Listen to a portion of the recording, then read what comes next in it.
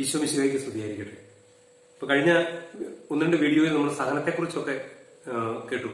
ആ സഹനം നമ്മുടെ ജീവിതത്തിൽ എങ്ങനെ വരുന്നു എന്നുള്ളതിനെ കുറിച്ചൊക്കെ ചിന്തിച്ചു. അതിൽ തന്നെ പറഞ്ഞിരുന്ന ഒരു കാര്യം ഉണ്ടായിരുന്നു, ദൈവകൃപ. ഇന്ന് ഞാൻ ഈ കുറഞ്ഞൊരു സമയം കൊണ്ട് നിങ്ങളുമായിട്ട് പങ്കുവയ്ക്കുന്നത് ഈ ദൈവകൃപയെക്കുറിച്ചാണ്. ദൈവകൃപയെക്കുറിച്ച് പറയുമ്പോൾ അതിൽ ഉൾക്കൊള്ളുന്ന മൂന്ന് സംഭവങ്ങളുണ്ട്, മൂന്ന് സംഗതികളുണ്ട്. ഒന്ന് ദൈവത്തിന്റെ സ്നേഹം, ദൈവത്തിന്റെ സംരക്ഷണം, ദൈവത്തിന്റെ കരുതല്. അങ്ങനെ ഇതിനെയൊക്കെ മൊത്തത്തിൽ പറയുന്ന ഒരു വാക്കാണ് ദൈവകൃപ. ഇത് നിങ്ങൾക്ക് മനസ്സിലാകാനായിട്ട് ഞാൻ സിമ്പിളായിട്ട് ഉദാഹരണം പറയാം. ഇപ്പം നമ്മളിപ്പം എറണാകുളം പോലത്തെ ഒരു നഗരത്തിലൊക്കെ ചെല്ലുവാണെങ്കിൽ വൈകുന്നേരം ഒരു 6 മണിക്ക് ആയി കഴിഞ്ഞാൽ നമ്മൾ അവിടുത്തെ ബസ് സ്റ്റാൻഡിലോ റെയിൽവേ സ്റ്റേഷനിലോ അല്ലെങ്കിൽ അവിടെ ഒരുപക്ഷെ ഒരു വീട്ടിലൊക്കെ നിൽക്കുവാണെങ്കിൽ എവിടെ നിന്നാലും നമ്മളെ കൊതുക് വന്ന് നമ്മുടെ ദേഹം മുഴുവൻ വന്ന് കൊതുക് വന്ന് 1-2 കൊതുകല്ല, 100 കണക്കിന് കൊതുക് വന്നിട്ട് നമ്മുടെ ശരീരത്ത് ശരീരഭാഗം തെളിഞ്ഞു കാണുന്നിടത്തെല്ലാം ഒന്ന് കുത്താൻ തുടങ്ങും.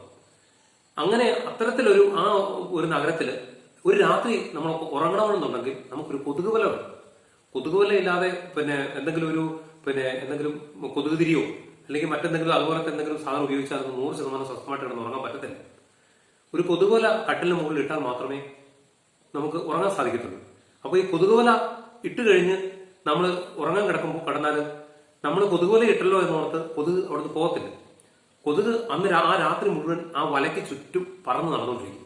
പറന്ന് നടന്ന് എവിടെയെങ്കിലും ഒരു പഴുത് നമ്മുടെ കയ്യോ കാലോ തട്ടി കൊതുകുവലയൊന്ന് നീങ്ങി ഈ കൊതുകുവലയ്ക്കുള്ളിൽ കൊതുകിന് കടന്നു വരാൻ പറ്റുന്ന ഒരു പഴുത് കിട്ടിക്കഴിഞ്ഞാൽ തീർച്ചയായിട്ടും കൊതുക് അതിന്റെ ഉള്ളിൽ കയറും, നമ്മളെ കുത്തും.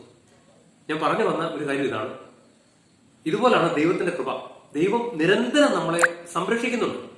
ഒരുപക്ഷെ ദൈവത്തെ നമ്മൾ അറിഞ്ഞില്ലേലും, ദൈവത്തോട് പ്രാർത്ഥിച്ചില്ലേലും, ദൈവത്തിന്റെ സ്നേഹാനുഭവത്തിൽ ജീവിച്ചില്ലേലും ദൈവം നമ്മളെ എപ്പോഴും സംരക്ഷിക്കുന്നുണ്ട്.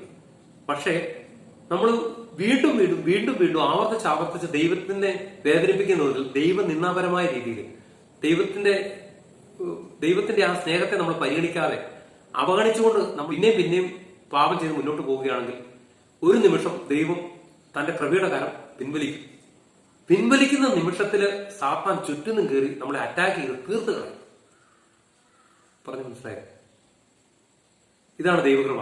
അപ്പം നമ്മൾ വിചാരിക്കും നമ്മുടെ കഴിവ് കൊണ്ടാ, നമ്മുടെ സമ്പത്ത് കൊണ്ടാ, നമ്മുടെ മികവ് കൊണ്ടാ, നമ്മുടെ മറ്റ് പല ഗുണമേന്മ കൊണ്ടാ നമുക്കൊന്നും സംഭവിക്കാത്തതാണ്. ഒരിക്കലുമല്ല. ഇങ്ങനെ ദൈവം നമ്മളെ സംരക്ഷിക്കാനായിട്ട് ചിലപ്പോൾ ഒരുപക്ഷെ പൂർവികർ ചെയ്തു വെച്ച എന്തെങ്കിലും നന്മകളുടെ കാരണമാകാം, അല്ലെങ്കിൽ നമ്മളുടെ തന്നെ എപ്പോഴെങ്കിലും നമ്മൾ ചെയ്തു പോയ ഒരു സത്പ്രവൃത്തിയുടെ ഫലമാകാം, പല കാരണങ്ങളാകാം. പക്ഷെ ദൈവത്തിന്റെ കൃപ നമ്മുടെ മേൽ നിരന്തരമുണ്ട്. ആ ദൈവത്തിന്റെ കരം നമ്മളിൽ നിന്ന് പിൻവലിക്കാനായിട്ട് നമ്മളായിട്ട് ദൈവത്തെ നിർബന്ധിക്കരുത്. അതാണ് ഈ വീഡിയോയിലൂടെ ഞാൻ നിങ്ങളോട് പറയാൻ ഉദ്ദേശിക്കുന്ന പ്രധാനമായ ഒരു സന്ദേശം, ഒരു മെസ്സേജ്. അതുകൊണ്ട് ഇങ്ങനെ ഒരു ദൈവം നമ്മളെ സംരക്ഷിക്കുന്നുണ്ടെന്നുള്ള ബോധ്യം നമുക്ക് എപ്പോഴും ഉണ്ടായിരിക്കണം. ആ ബോധത്തോടുകൂടി വേണം നമ്മൾ ജീവിക്കാൻ. അതായത് ദൈവത്തോട് അടുക്കുന്നവൻ സാത്താനോട് അകലുന്നു, സാത്താനോട് അടുക്കുന്നവൻ ദൈവത്തോട് അകലുന്നു.